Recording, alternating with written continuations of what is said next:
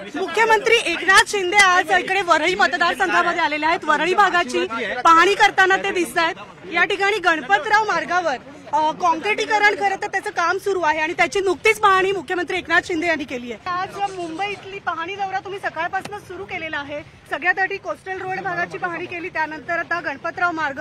मुंबईकरांना तुमच्याकडून खूप अपेक्षा आहेत। पावसाळ्यापूर्वी जेवढे जास्तीत जास्त रस्ते पूर्णपणे कॉन्क्रीटचे करण्याचा हा प्रयत्न आहे आणि म्हणून मी या ठिकाणी व्हिजिटला आलेलो आहे।